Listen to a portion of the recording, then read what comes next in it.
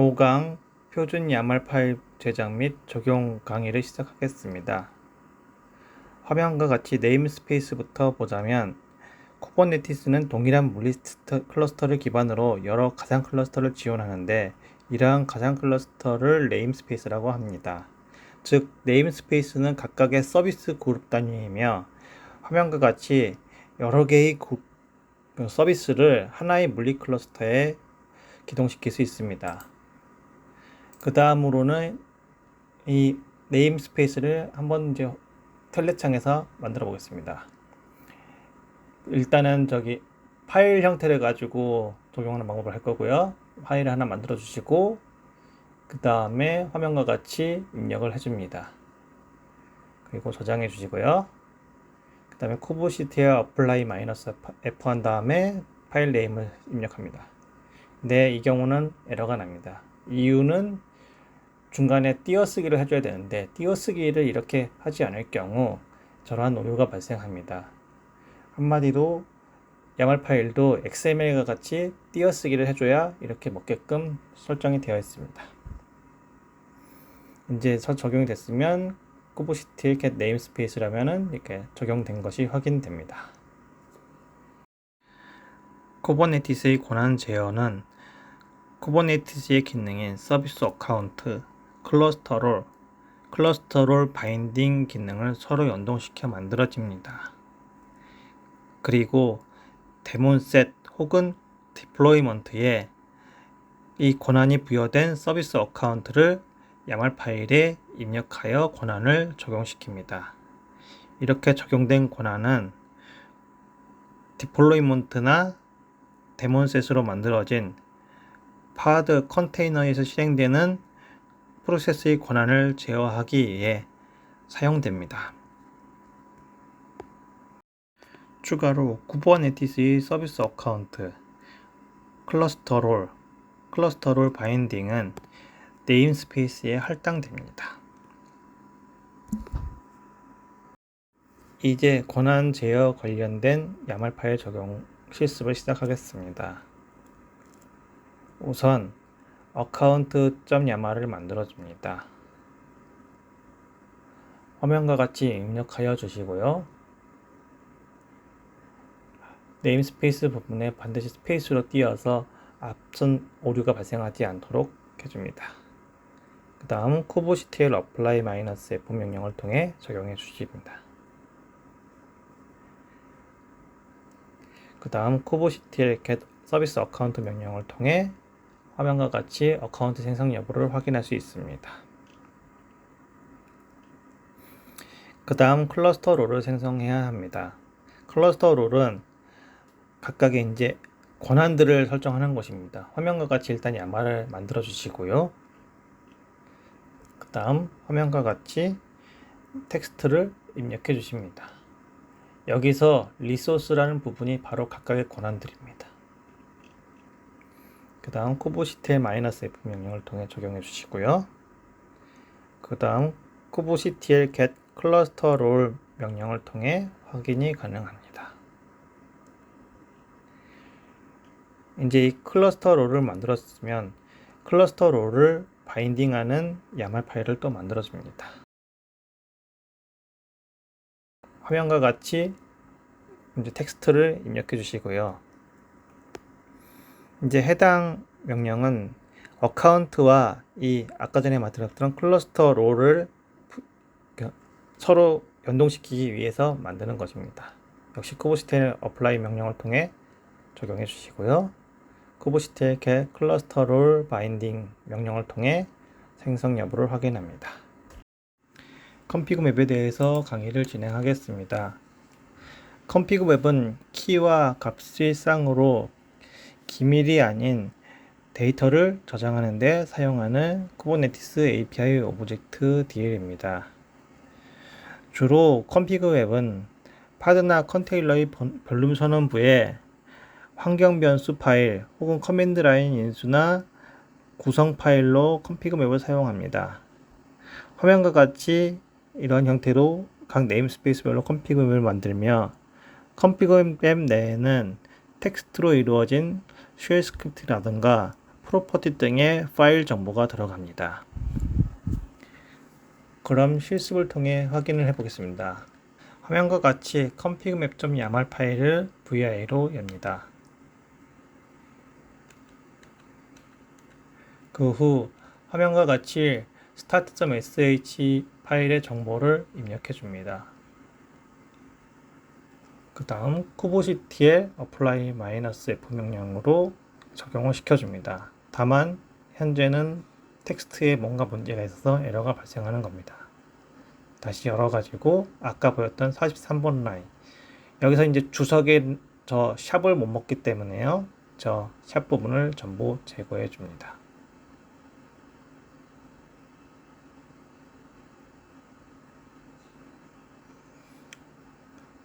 참고로 config 맵에서는 주석 처리 자체가 거의 안 되거나 오류가 발생하는 경우가 간헐적으로 있기 때문에 저런 부분은 되도록이면 안 쓰는 게 좋습니다. 이제 어플라이 하면은 설정이 적용됩니다. 그리고 쿠버시티의 get config map 명령을 통해 생성되었음을 확인할 수 있습니다. 이제 데몬셋을 만들어 보겠습니다. 데몬셋은 모든 워커노드 또는 지정된 워커노드 그룹에 각각 한 개의 파드를 구동시키는 형태로 기동되는 기능입니다.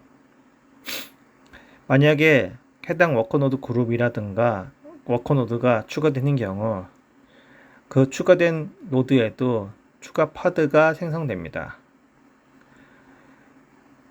만일 워커노드가 제거되면 해당 노드 워커노드 안에 있던 파드도 같이 제거됩니다. 화면과 같은 형태로 구성이 되고요. 이제 실습을 시작해 보겠습니다. 첫 번째로 데몬셋.yaml을 열어줍니다. 이제 데몬셋.yaml 안에 화면과 같이 입력을 해줍니다. 화면 내부에 이제 각각의 데이터들은 교재 설정이 되어 있으며, 교재 설명이 되어 있으며, 화면과 같이 이 리소스 부분을 각 워커노드에 맞게 수정을 해줍니다.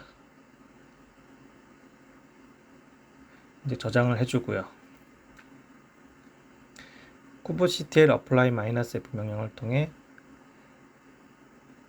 해당 데몬셋을 적용시켜 줍니다. 그런데 이 데몬셋은 정상적으로 기동이 되지 않을 것입니다. 사유는 아까 입력했던 야말 쪽에 PV와 PVC를 불러오는 부분이 있는데 현재 실습에서는 PV와 PVC를 제작하지 않았기 때문에 해당 부분에서 오류가 발생하며 펜딩 상태가 됩니다.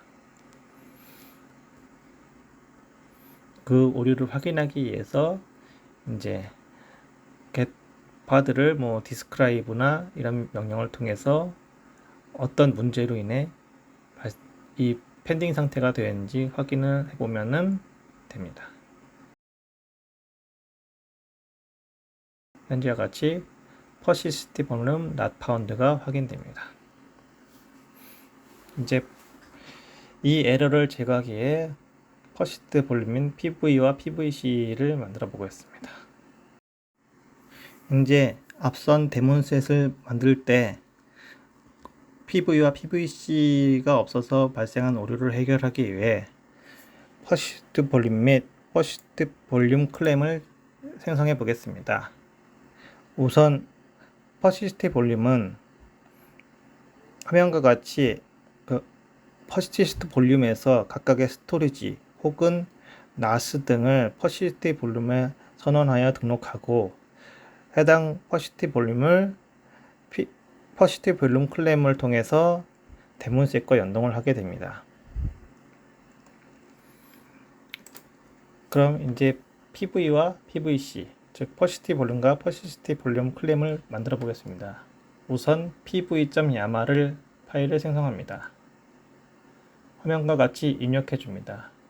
이 문구는 SVC 안에 노드 서버, 워커노드 서버의 SVC 하위에 퍼시스트 볼륨을 지정한다는 의미입니다. 어플라이 하여 적용해 주시고요. 그 다음에 이제 kubectl get pv 명령을 통해 정상적으로 등록되었는지 확인합니다.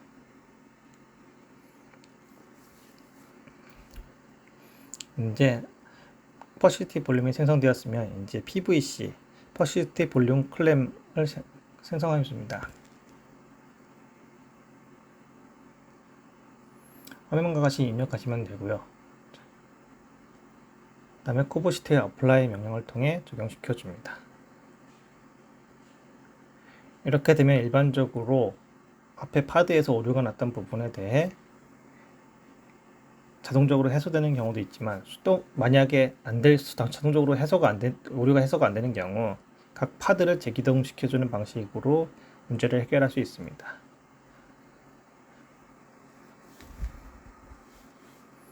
현재 이렇게 정상적으로 러닝이 됩니다.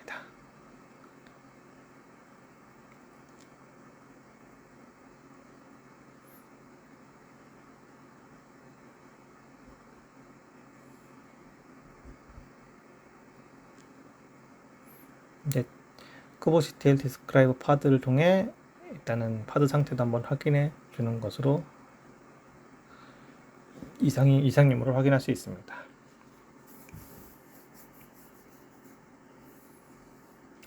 항상 그렇듯이 이게 데몬이나 데몬셋은 바로 뜨는 게 아니고 조금 시간이 걸리는 경우가 있습니다. 이 경우는 조금 기다려 주는 게 좋고요. 약 한 1분에서 2분 사이에 기동되는 경우가 대다수입니다.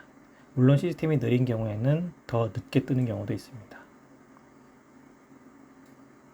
이렇게 해서 로그를 확인해 가지고 데몬이 정상적으로 기동되는지도 확인할 수 있습니다. 이제 정상적으로 하나씩 기동이 되고 있습니다.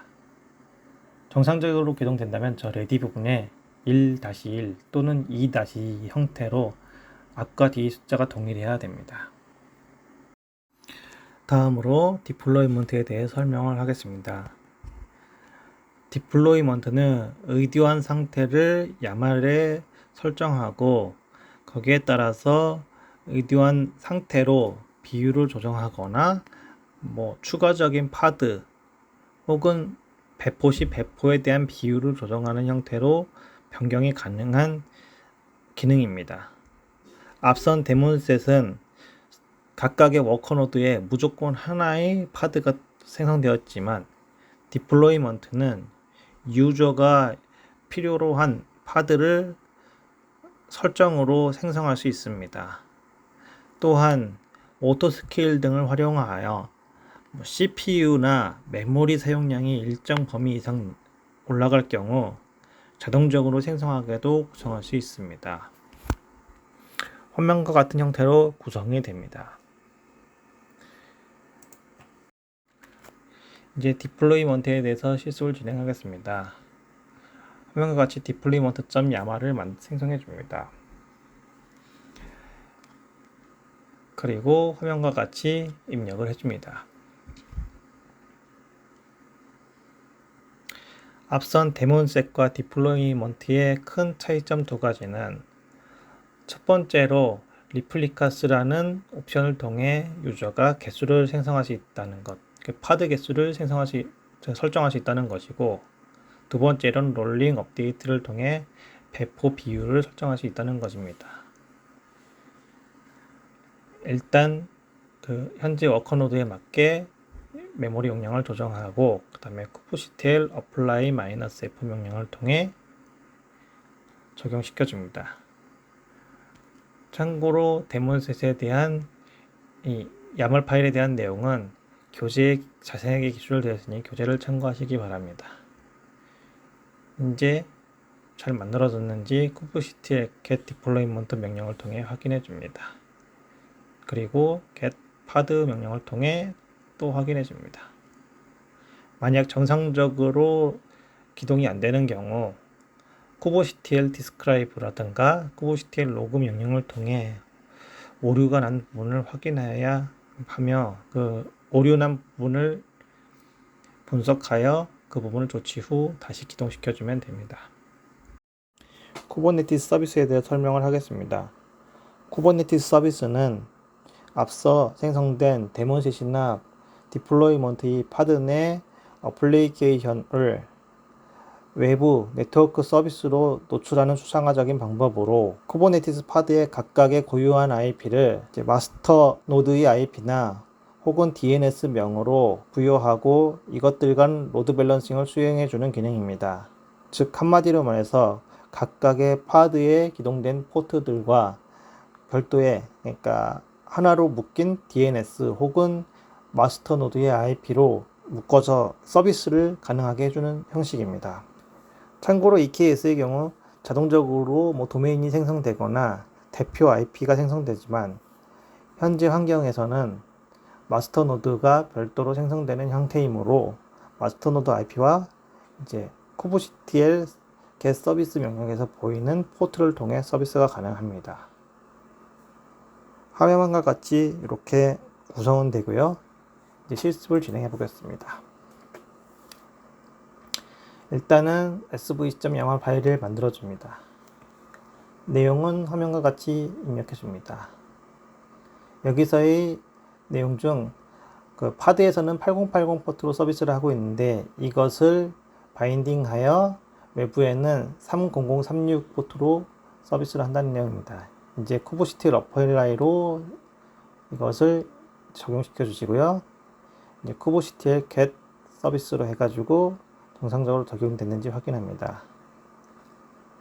참고로 클러스터 IP의 경우 10점대로 저것은 이제 일반적인 마스터 이제 자체 내부의 쿠버네티스 자체 내부의 IP로 저 IP는 사용할 수 없으면 현재 마스터의 대표 IP로 서비스를 확인할 수 있습니다.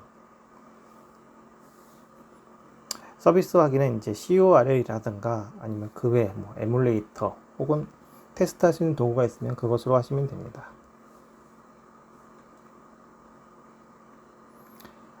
저와 같은 경우는 이제 이렇게 브라우저 형태로 확인을 합니다.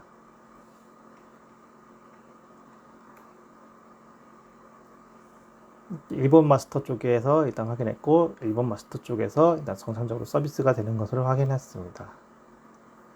이제 1번과 2번은 앞서 엔진엑스 등과 같은 웹이라든가 아니면 로드 밸런서를 앞단에 두어 그것으로 서비스를 할 수 있습니다.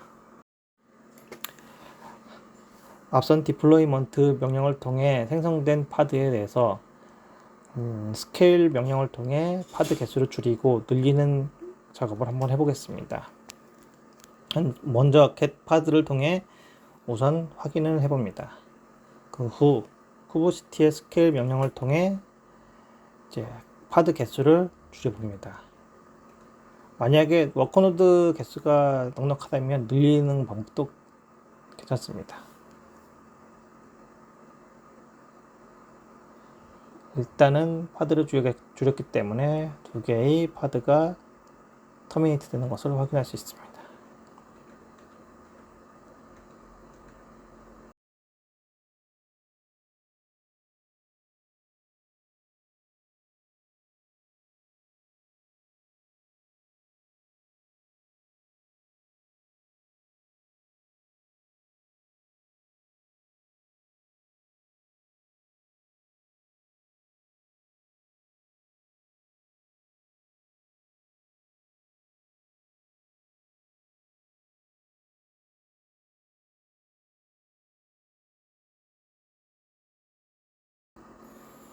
이제 터미네이트가 완료되면은 화면과 같이 한 개의 파드만 남으면 다시 kubectl 스케일 한 다음에 리플리카셋을 3으로 맞추면은 다시 이렇게 3개가 늘어납니다.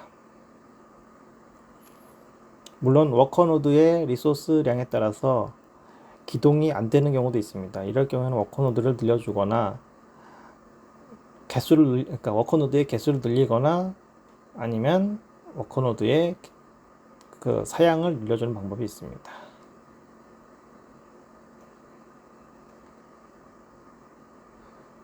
이제 이렇게 kubectl exe 명령을 통해 정상적으로 프로세스가 기동되는지도 한번 확인해 줄 수 있습니다.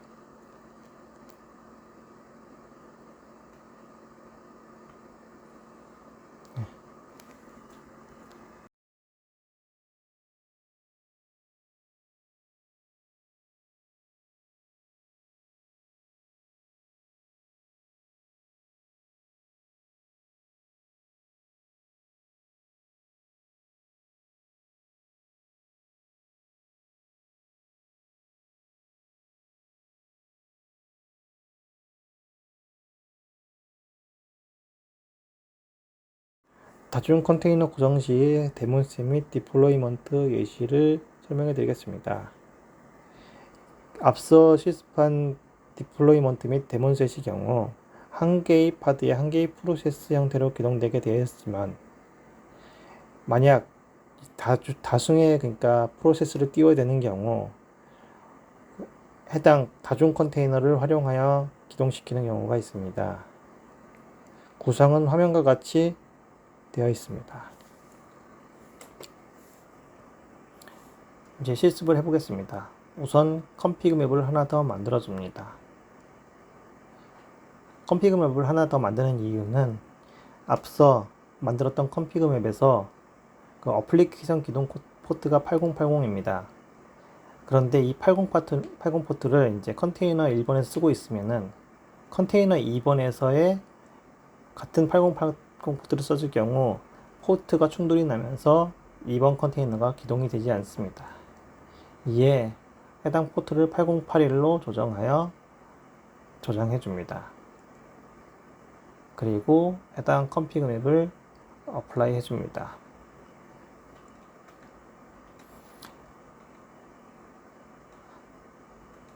그리고 쿠버시티의 get config map 명령을 통해 정상적으로 적용되었는지 확인합니다.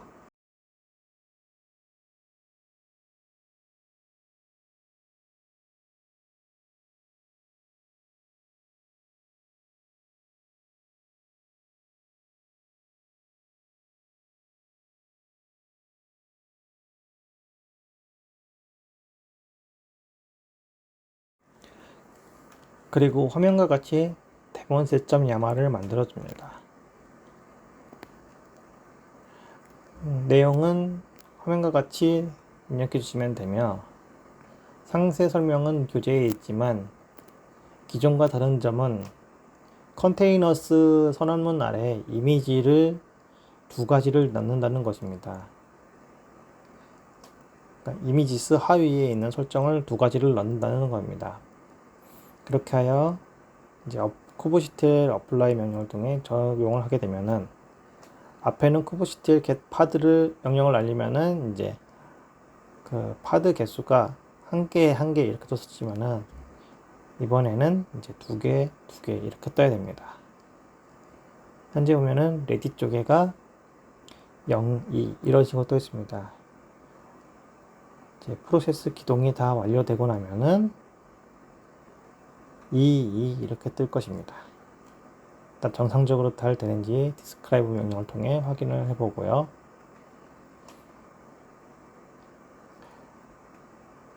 정상적으로 떴을 경우 이렇게 화면과 같이 2 이런 식으로 뜨게 됩니다. 물론 저기 그 화면과 그 화면에서의 그 앞서 말씀드렸던 그 이미지스 아래의 내용들을 또 하나 생성하여 많이 붙인 다음에 포트만 바꿔주신다면은 3개 이렇게 띄울 수도 있고 4개도 띄울 수 있고 5개도 띄울 수 있습니다. 다만 이럴 경우 한 개의 파드의 리소스 점유량이 커지므로 노드 서버가 버티지 못할 수도 있습니다. 해당 부분에는 주의가 필요합니다. 이제 다음으로는 디플로이먼트 쪽을 생성하는 것을 보여드리기 위해 기존의 데몬셋을 일단 제거를 해줍니다.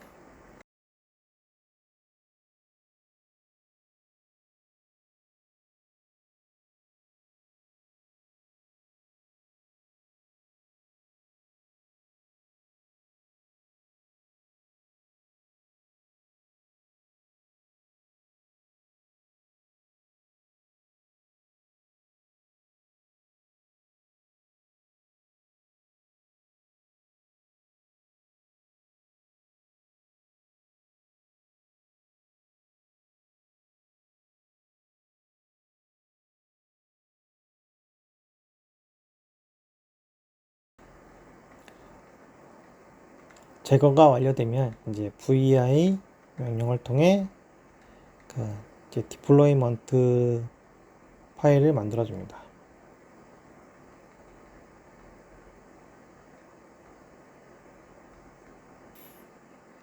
디플로이먼트도 똑같이 이미디 아래에 똑같은 컨테이너 설정들이 들어가면 포트만 다르게 들어갑니다.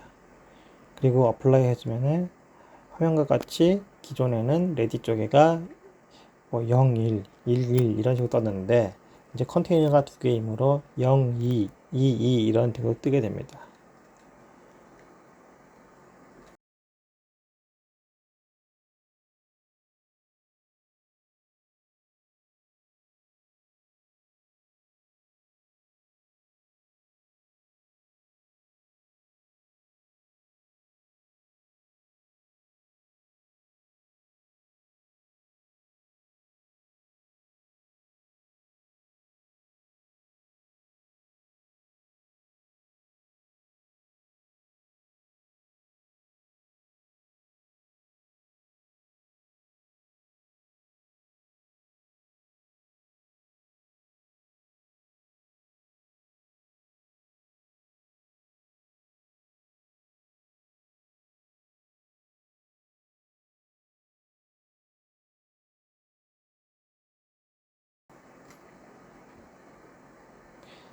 이로써 5강 표준 YAML 파일 제작 및 적용 방법에 대해 강의를 마쳤습니다. 만약 향후에 또 다른 기능을 발견하거나 확인되면은 추후 해당 강의는 업데이트하게 될 예정입니다. 감사합니다.